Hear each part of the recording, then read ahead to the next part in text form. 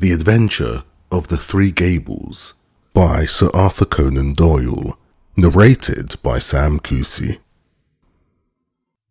I don't think that any of my adventures with Mr. Sherlock Holmes opened quite so abruptly or so dramatically as that which I associate with the Three Gables. I had not seen Holmes for some days and had no idea of the new channel into which his activities had been directed. He was in a chatty mood that morning, however, and had just settled me into the well-worn low armchair on one side of the fire, while he had curled down with his pipe in his mouth upon the opposite chair, when our visitor arrived. If I had said that a mad bull had arrived, it would give a clearer impression of what occurred.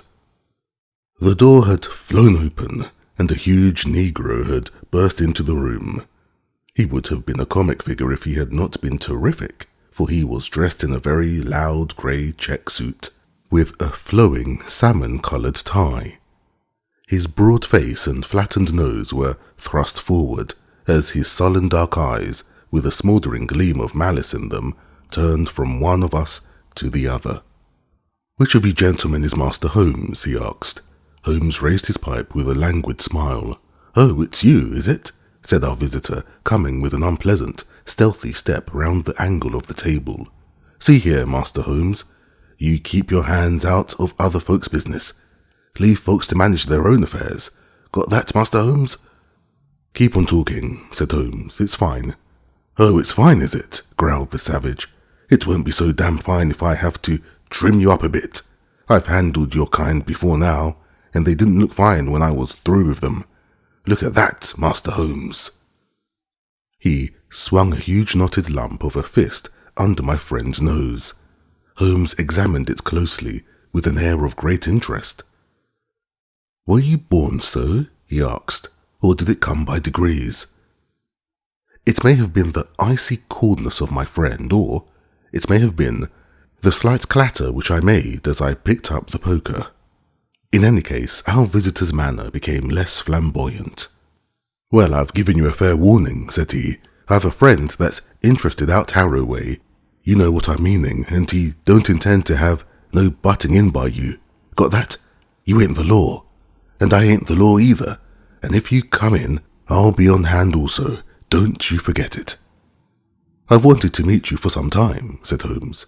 "I won't ask you to sit down, for I don't like the smell of you, but aren't you Steve Dixie, the bruiser?"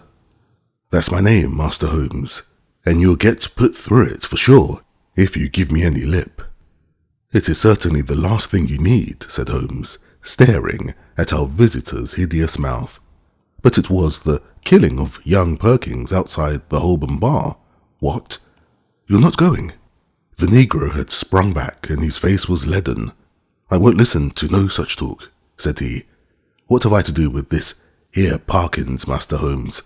I was training at the Bull Ring in Birmingham when this boy done got into trouble." "Yes, you'll tell the magistrate about it, Steve," said Holmes. "I've been watching you and Barney Stockdale." "So help me the Lord, Master Holmes." "That's enough. Get out of here. I'll pick you up when I want you. Good morning, Master Holmes. I hope there ain't no hard feelings about this air visit." "There will be, unless you tell me who sent you." "Why, there ain't no secret about that, Master Holmes. It was the same gentleman that you just mentioned." "And who set him onto it?" "I don't know, Master Holmes. He just said, 'Steve, you go see Mr. Holmes and tell him his life ain't safe if you go down Harrow way.' That's the whole truth." Without waiting for any further questioning, our visitor bolted out of the room almost as precipitately as he had entered. Holmes knocked out the ashes of his pipe with a quiet chuckle. "I am glad you were not forced to break his woolly head, Watson. I observed your manoeuvres with the poker, but he's really rather a harmless fellow, a great muscular, foolish, blustering baby, and easily cowed, as you have seen. He is one of the Spencer John gang, and has taken part in some dirty work of late, which I may clear up when I have time. His immediate principal, Barney, is a more astute person. They specialize in assaults, intimidation, and the like. What I want to know is who is at the back of them on this particular occasion. But why do they want to intimidate you? It is this Harrow Weald case. It decides me to look into the matter, for if it is worth anyone's while to take so much trouble, there must be something in it. But what is it? I was going to tell you when we had this comic interlude. Here is Mrs. Maberley's note. If you care to come with me, we will write her and go out at once. Dear Mr. Sherlock Holmes, I read, I have had a succession of strange incidents occur to me in connection with this house, and I should much value your advice. You would find me at home any time tomorrow. The house is within a short walk of the Weald station. I believe that my late husband, Mortimer Maberley, was one of your early clients. Yours faithfully, Mary Maberley. The address was the Three Gables, Harrow Weald. So that's that, said Holmes. And now, if you can spare the time, Watson, we will get upon our way. A short railway journey and a shorter drive brought us to the house, a brick and timber villa standing in its own acre of undeveloped grassland. 3 small projections above, the upper windows made a feeble attempt to justify its name. Behind was a grove of melancholy, half-grown pines, and the whole aspect of the place was poor and depressing. Nonetheless, we found the house to be well furnished, and the lady who received us was a most engaging, elderly person who bore every mark of refinement and culture. I remember your husband well, madame, said Holmes, though it is some years since he used my services in some trifling matter. Probably you would be more familiar with the name of my son, Douglas. Holmes looked at her with great interest. Dear me, are you the mother of Douglas Maberley? I knew him slightly, but of course all London knew him. What a magnificent creature he was. Where is he now? Dead, Mr. Holmes. Dead. He was attaché at Rome, and he died there of pneumonia last month. I am sorry. One could not connect death with such a man. I have never known anyone so vitally alive. He lived intensely, every fibre of him. Too intensely, Mr. Holmes. That was the ruin of him. You remember him as he was, debonair and splendid. You did not see the moody, morose, brooding creature into which he developed. His heart was broken. In a single month, I seemed to see my gallant boy turn into a worn-out, cynical man. A love affair? A woman? Or a fiend? Well, it was not the talk of my poor lad that I asked you to come, Mr. Holmes. Dr. Watson and I are at your service. There have been some very strange happenings. I have been in this house more than a year now, and as I wished to lead a retired life, I have seen little of my neighbours.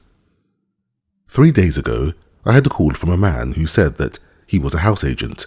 He said that this house would exactly suit a client of his, and that if I would part with it, money would be no object. It seemed to me very strange, as there are several empty houses on the market which appear to be equally eligible, but naturally I was interested in what he said. I therefore named a price which was £500 more than I gave. He at once closed with the offer, but added that his client desired to buy the furniture as well, and would I put a price upon it? Some of this furniture is from my old home, and it is, as you see, very good, so that I named a good round sum. To this also he at once agreed. I had always wanted to travel, and the bargain was so good a one that it really seemed that I should be my own mistress for the rest of my life. Yesterday, the man arrived with the agreement all drawn out. Luckily, I showed it to Mr. Sutro, my lawyer, who lives in Harrow. He said to me, "This is a very strange document. Are you aware that if you sign it, you could not legally take anything out of the house, not even your own private possessions?" When the man came again in the evening, I pointed this out, and I said that I meant only to sell the furniture. No, everything," said he. "But my clothes? My jewels?" Well, some concession might be made for your personal effects, but nothing shall go out of the house unchecked. My client is a very liberal man, but he has his fads and his own way of doing things.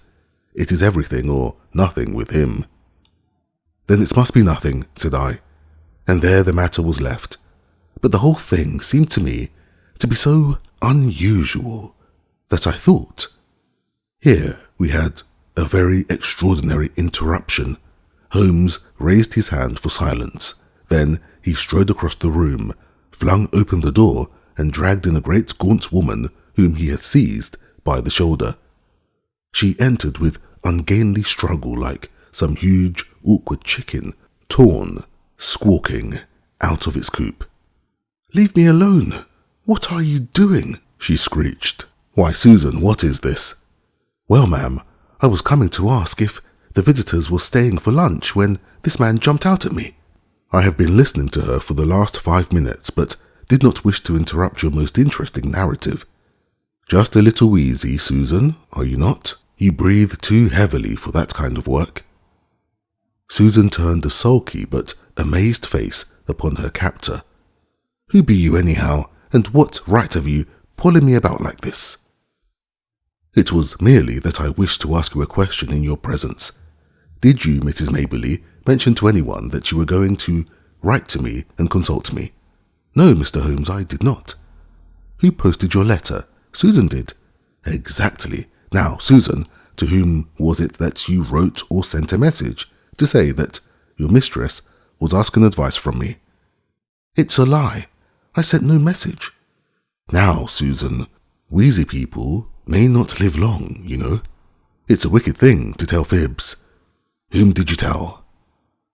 "Susan," cried her mistress, "I believe you are a bad, treacherous woman. I remember now that I saw you speaking to someone over the hedge." "That was my own business," said the woman sullenly. "Suppose I tell you that it was Barney Stockdale to whom you spoke," said Holmes. "Well, if you know, what do you want to ask for?" "I was not sure, but I know now." "Well now, Susan, it will be worth £10 to you if you will tell me who is at the back of Barney." "Someone that could lay down £1,000 for every 10 you have in the world." "So, a rich man?" "No," you smiled, "a rich woman. Now we have got so far, you may as well give the name and earn the tenner." "I'll see you in hell first." "Oh, Susan, language! I am clearing out of here. I've had enough of you all. I'll send for my box tomorrow." She flounced for the door. "Goodbye, Susan. Paregoric is the stuff. Now," he continued, turning suddenly from lively to severe when the door had closed behind the flushed and angry woman, "this gang means business. Look how close they play the game. Your letter to me had the 10 p.m. postmark, and yet Susan passes the word to Barney. Barney has time to go to his employer and get instructions. He or she, I incline to the latter from Susan's grin when she thought I had blundered, forms a plan. Black Steve is called in, and I am warned off by 11 o'clock next morning. That's quick work, you know. But what do they want? Yes, that's the question. Who had the house before you?" "A retired sea captain called Ferguson." "Anything remarkable about him?" "Not that I ever heard of." "I was wondering whether he could have buried something. Of course, when people bury treasure nowadays, they do it in the post office bank. But there are always some lunatics about. It would be a dull world without them. At first I thought of some buried valuable, but why, in that case, should they want your furniture? You don't happen to have a Raphael or a First Folio Shakespeare without knowing it?" "No, I don't think I have anything rarer than a Crown Derby tea set." "That would hardly justify all this mystery. Besides, why should they not openly state what they want? If they covet your tea set, they can surely offer a price for it without buying you out, lock, stock and barrel. No, as I read it, there is something which you do not know that you have, and which you would not give up if you did know." "That is how I read it," said I. "Dr. Watson agrees, so that settles it. Well, Mr. Holmes, what can it be?" Let us see whether by this purely mental analysis we can get to a finer point. You have been in this house a year, nearly 2, all the better. During this long period, no one wants anything from you. Now, suddenly, within 3 or 4 days, you have urgent demands. What would you gather from that? It can only mean, said I, that the object, whatever it may be, has only just come into the house. Settled once again, said Holmes. Now, Mrs. Maberley, has any object just arrived? No, I have brought nothing new this year. Indeed, that is very remarkable. Well, I think we had best let matters develop a little further until we have clearer data. Is that lawyer of yours a capable man? Mr. Sutro is most capable. Have you another maid, or was it the fair Susan who has just banged your front door alone? I have a young girl. Try and get Sutro to spend a night or 2 in the house. You might possibly want protection. Against whom? Who knows? The matter is certainly obscure. If I can't find what they are after, I must approach the matter from the other end and try to get at the principal. Did this house agent man give any address? Simply his card and occupation. Haynes Johnson, auctioneer and valuer. I don't think we shall find him in the directory. Honest businessmen don't conceal their place of business. Well, you will let me know any fresh development. I have taken up your case, and you may rely upon it that I shall see it through. As we passed through the hall, Holmes's eyes, which missed nothing, lighted upon several trunks and cases which were piled in a corner. The labels shone out upon them. Milano, Lucerne, these are from Italy. They are poor Douglas's things. You have not unpacked them. How long have you had them?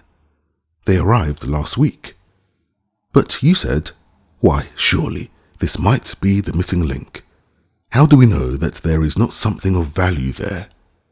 There could not possibly be, Mr. Holmes. Poor Douglas had only his pay and a small annuity. What could he have of value? Holmes was lost in thought. Delay no longer, Mrs. Maberley, he said at last. Have these things taken upstairs to your bedroom. Examine them as soon as possible and see what they contain. I will come tomorrow and hear your report. It was quite evident that the Three Gables was under very close surveillance, for as we came round the high hedge at the end of the lane, there was the Negro prize-fighter standing in the shadow.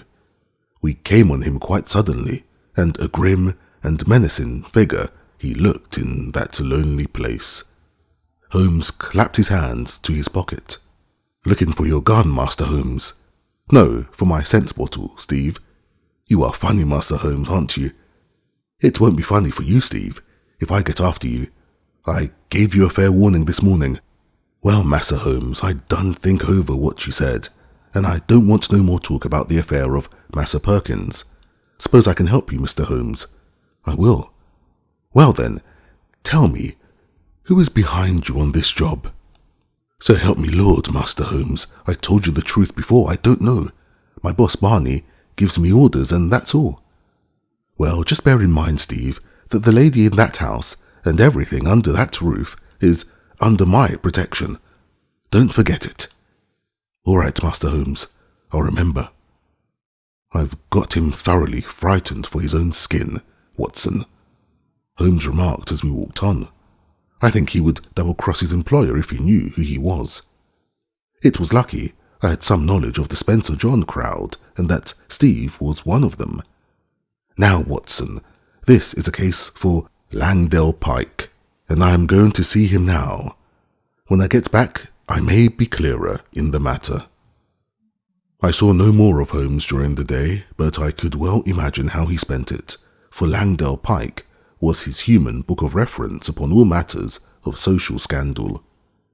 This strange, languid creature spent his waking hours in the bow window of a St. James Street club and was the receiving station as well as the transmitter for all the gossip of the metropolis. He made, it was said, a 4-figure income by the paragraphs which he contributed every week to the garbage papers, which catered to an inquisitive public. If ever, far down in the turbid depths of London life, there was some strange swirl or eddy, it was marked with automatic exactness by this human dial upon the surface. Holmes discreetly helped Langdale to knowledge, and on occasion was helped in turn. When I met my friend in his room early next morning, I was conscious from his bearing that all was well, but nonetheless a most unpleasant surprise was awaiting us. It took the shape of the following telegram. "Please come out at once. Client's house burgled in the night. Police in possession. Sutro." Holmes whistled. The drama has come to a crisis, and quicker than I had expected. There is a great driving power at the back of this business, Watson, which does not surprise me after what I have heard. This Sutro, of course, is her lawyer. I made a mistake, I fear, in not asking you to spend the night on guard. This fellow has clearly proved a broken reed. Well, there is nothing for it but another journey to Harrow Weald. We found the Three Gables a very different establishment to the orderly household of the previous day. A small group of idlers had assembled at the garden gate, while a couple of constables were examining the windows and the geranium beds. Within we met a grey old gentleman who introduced himself as the lawyer, together with a bustling, rubicund inspector who greeted Holmes as an old friend. "Well, Mr. Holmes, no chance for you in this case, I'm afraid. Just a common, ordinary burglary, and well within the capacity of the poor old police. No experts need apply." "I am sure the case is in very good hands," said Holmes. "Merely a common burglary, you say?" "Quite so. We know pretty well who the men are and where to find them. It is that gang of Barney Stockdale, with the big nigger in it. They've been seen about here." "Excellent. What did they get?" "Well, they don't seem to have got much. Mrs. Maberley was chloroformed, and the house was, here is the lady herself." Our friend of yesterday, looking very pale and ill, had entered the room, leaning upon a little maidservant. "You gave me good advice, Mr. Holmes," she said, smiling ruefully. "Alas, I did not take it. I did not wish to trouble Mr. Sutro, and so I was unprotected." "I only heard of it this morning," the lawyer explained. "Mr. Holmes advised me to have some friend in the house. I neglected his advice, and I have paid for it." "You look wretchedly ill," said Holmes. "Perhaps you are hardly equal to telling me what occurred." "It is all here," said the inspector, tapping a bulky notebook. "Still, if the lady is not too exhausted—" "There is really so little to tell. I have no doubt that wicked Susan had planned an entrance for them. They must have known the house to an inch. I was conscious for a moment of the chloroform rag which was thrust over my mouth, but I have no notion how long I may have been senseless. When I awoke, one man was at the bedside and another was rising with a bundle in his hand from among my son's baggage, which was partially opened and littered over the floor. Before he could get away, I sprang up and seized him." "You took a big risk," said the inspector. "I clung to him, but he shook me off, and the other may have struck me, for I can remember no more. Mary, the maid, heard the noise and began screaming out of the window. That brought the police, but the rascals has got away." "What did they take?" "Well, I don't think there is anything of value missing. I am sure there was nothing in my son's trunks." "Did the men leave no clue?" "There was one sheet of paper which I may have torn from the man that I grasped. It was lying all crumpled on the floor. It is in my son's handwriting." "Which means that it is not of much use," said the inspector. "Now, if it had been in the burglars—" "Exactly," said Holmes. "What rugged common sense. Nonetheless, I should be curious to see it." The inspector drew a folded sheet of foolscap from his pocket-book. "I never pass anything, however trifling," said he, with some pomposity. "That is my advice to you, Mr. Holmes. In 25 years' experience I have learned my lesson. There is always the chance of finger marks or something." Holmes inspected the sheet of paper. "What do you make of it, Inspector?" Seems to be the end of some queer novel, so far as I can see." "It may certainly prove to be the end of a queer tale," said Holmes. "You have noticed the number on the top of the page. It is 245. Where are the odd 244 pages? Well, I suppose the burglars got those. Much good may it do them. It seems a queer thing to break into a house in order to steal such papers as that. Does it suggest anything to you, Inspector?" "Yes, sir. It suggests that, in their hurry, the rascals just grabbed at what came first to hand. I wish them joy of what they got." "Why should they go to my son's things?" asked Miss Maberley. "Well, they found nothing valuable downstairs, so they tried their luck upstairs. That is how I read it. What do you make of it, Mr. Holmes?" "I must think it over, Inspector. Come to the window, Watson." Then, as we stood together, he read over the fragment of paper. It began in the middle of a sentence and ran like this: "Face bled considerably from the cuts and blows, but it was nothing to the bleeding of his heart as he saw that lovely face, the face for which he had been prepared to sacrifice his very life, looking out at his agony and humiliation." She smiled, yes, by heaven, she smiled, like the heartless fiend she was, as he looked up at her. It was at that moment that love died and hate was born. Man must live for something. If it is not for your embrace, my lady, then it shall surely be for your undoing and my complete revenge." "Queer grammar," said Holmes with a smile as he handed the paper back to the inspector. "Did you notice how he suddenly changed to my? The writer was so carried away by his own story that he imagined himself at the supreme moment to be the hero." "It seemed mighty poor stuff," said the inspector as he replaced it in his book. "What? Are you off, Mr. Holmes? I don't think there is any more for me to do now that the case is in such capable hands. By the way, Mrs. Maberley, did you say you wished to travel?" "It has always been my dream, Mr. Holmes." "Where would you like to go? Cairo, Madeira, the Riviera?" "Oh, if I had the money, I would go round the world." "Quite so, round the world. Well, good morning. I may drop you a line in the evening." As we passed the window, I caught a glimpse of the inspector's smile and shake of the head. These clever fellows have always a touch of madness. That was what I read in the inspector's smile. "Now, Watson, we are at the last lap of our little journey," said Holmes, when we were back in the roar of central London once more. "I think we had best clear the matter up at once, and it would be well that you should come with me, for it is safer to have a witness when you are dealing with such a lady as Isadora Klein." We had taken a cab and were speeding to some address in Grosvenor Square. Holmes had been sunk in thought, but he roused himself suddenly. "By the way, Watson, I suppose you see it all clearly?" "No, I can't say that I do. I only gather that we are going to see the lady who is behind all this mischief." "Exactly. But does the name Isadora Klein convey nothing to you? She was, of course, the celebrated beauty. There was never a woman to touch her. She is pure Spanish, the real blood of the masterful conquistadors, and her people have been leaders in Pernambuco for generations.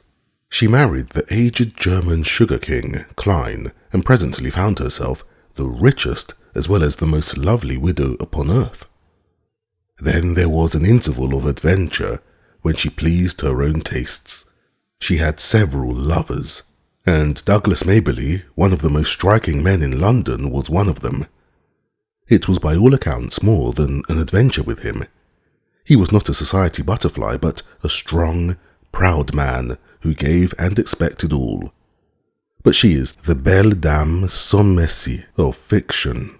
When her caprice is satisfied, the matter is ended, and if the other party in the matter can't take her word for it, she knows how to bring it home to him."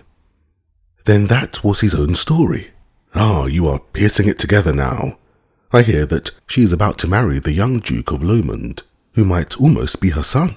His Grace's ma might overlook the age, but a big scandal would be a different matter, so it is imperative. Ah, here we are. It was one of the finest corner houses of the West End. A machine-like footman took up our cards and returned with the word that the lady was not at home. Then we shall wait until she is, said Holmes cheerfully. The machine broke down. Not at home means not at home to you, said the footman. Good, Holmes answered. That means that we shall not have to wait. Kindly give this note to your mistress. He scribbled 3 or 4 words upon a sheet of his notebook, folded it, and handed it to the man. What did you say, Holmes? I asked. I simply wrote, Shall it be the police then? I think that should pass us in. It did, with amazing celerity.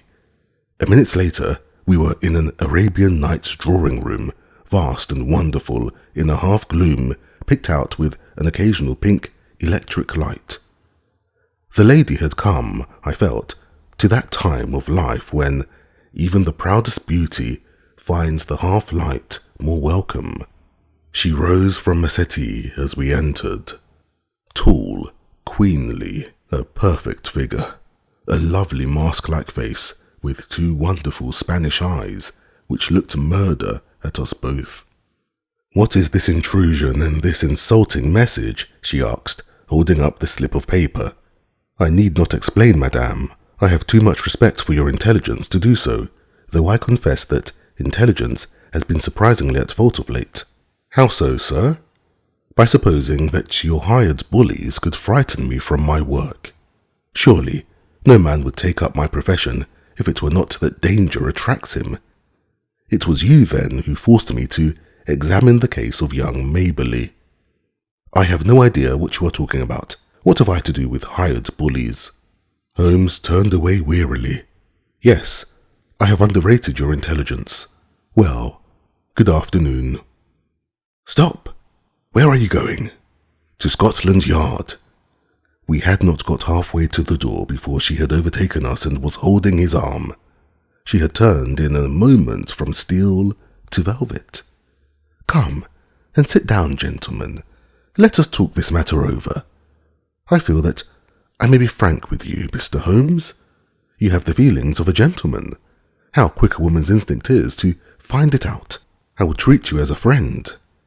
I cannot promise to reciprocate, madame. I am not the law, but I represent justice, so far as my feeble powers go. I am ready to listen, and then I will tell you how I will act. No doubt it was foolish of me to threaten a brave man like yourself. What was really foolish, madame, is that you have placed yourself in the power of a band of rascals who may blackmail or give you away. No, I am not so simple. Since I have promised to be frank, I may say that no one save Barney Stockdale and Susan, his wife, have the least idea who their employer is. As to them, well, it is not the first. She smiled and nodded with a charming, coquettish intimacy. I see. You've tested them before. They are good hounds to run silent. Such hounds have a way sooner or later of biting the hand that feeds them. They will be arrested for this burglary. The police are already after them. They will take what comes to them. That is what they are paid for. I shall not appear in the matter, unless I bring you into it. No, you would not. You are a gentleman. It is a woman's secret. In the first place, you must give back this manuscript. She broke into a ripple of laughter and walked to the fireplace. There was a calcined mass which she broke up with the poker. Shall I give this back? She asked. So roguish and exquisite did she look as it stood before us, with a challenging smile that I felt of all Holmes's criminals. This was the one whom he would find it hardest to face. However, he was immune from sentiment. That seals your fate, he said coldly. You are very prompt in your actions, madame, but you have overdone it on this occasion. She threw the poker down with a clatter. How hard you are, she cried. May I tell you the whole story? I fancy I could tell it to you. But you must look at it with my eyes, Mr. Holmes. You must realize it from the point of view of a woman who sees all her life's ambition about to be ruined at the last moment. Is such a woman to be blamed if she protects herself? The original sin was yours. Yes, I admit it. He was a dear boy, Douglas, but it so chanced that he could not fit into my plans. He wanted marriage, Mr. Holmes, with a penniless commoner. Nothing less would serve him. Then he became pertinacious. Because I had given, he seemed to think that I still must give, and to him only. It was intolerable. At last I had to make him realize it. By hiring ruffians to beat him under your own window. You do indeed seem to know everything. Well, it is true. Barney and the boys drove him away and were, I admit, a little rough in doing so. But what did he do then? Could I have believed that a gentleman would do such an act? He wrote a book in which he described his own story. I, of course, was the wolf, he the lamb. It was all there, under different names, of course. But who in all London would have failed to recognize it? What do you say to that, Mr. Holmes? Well, he was within his rights. It was as if the air of Italy had got into his blood and brought with it the old cruel Italian spirit. He wrote to me and sent me a copy of his book that I might have the torture of anticipation. There were 2 copies, he said, one for me, one for his publisher. How did you know the publishers had not reached him? I knew who his publisher was. It is not his only novel, you know. I found out that he had not heard from Italy. Then came Douglas's sudden death. So long as that other manuscript was in the world, there was no safety for me. Of course, it must be among his effects, and these would be returned to his mother. I set the gang at work. One of them got into the house as servant. I wanted to do the thing honestly. I really and truly did. I was ready to buy the house and everything in it. I offered any price she cared to ask. I only tried the other way when everything else had failed. Now, Mr. Holmes, granting that I was too hard on Douglas, and God knows I am sorry for it, what else could I do with my whole future at stake? Sherlock Holmes shrugged his shoulders. Well, said he, I suppose I shall have to compound a felony as usual. How much does it cost to go round the world in first-class style? The lady stared in amazement. Could it be done on £5,000? Well, I should think so, indeed. Very good. I think you will sign me a cheque for that, and I will see that it comes to Mrs. Maberley. You owe her a little change of air. Meantime, lady, he wagged a cautionary forefinger, have a care, have a care. You can't play with edged tools forever without cutting those dainty hands.